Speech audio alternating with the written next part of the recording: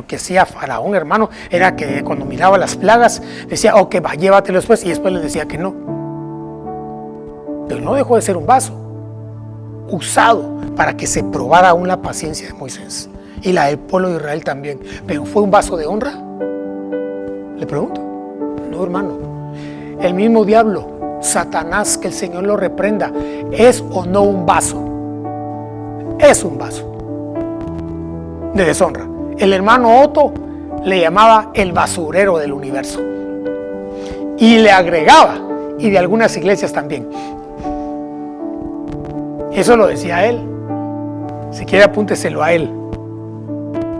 Y ahí, hermano, ahorita recuerdo, también un hermano posteó una vez en Facebook que decía, el que no entró el que entró por un, déjeme recordar, el que entró a la iglesia, el que no entró por Cristo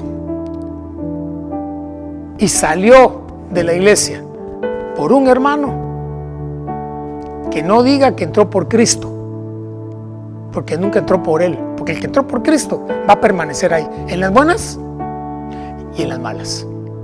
Pero si se va a salir a las primeras de cambio, que no diga que Cristo lo llevó.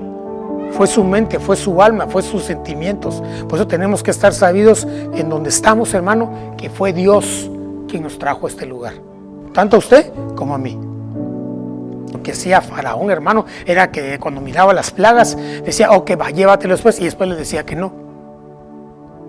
Pero no dejó de ser un vaso usado para que se probara aún la paciencia de Moisés y la del pueblo de Israel también. Pero ¿fue un vaso de honra? Le pregunto. No, hermano.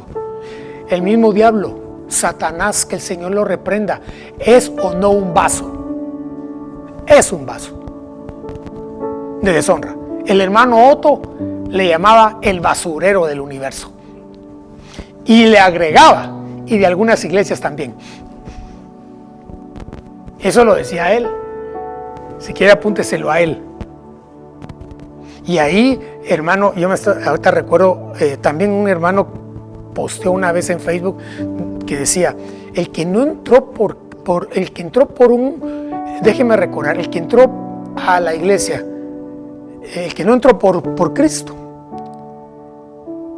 y salió de la iglesia por un hermano, que no diga que entró por Cristo, porque nunca entró por él, porque el que entró por Cristo va a permanecer ahí, en las buenas y en las malas. Pero si se va a salir a las primeras de cambio, que no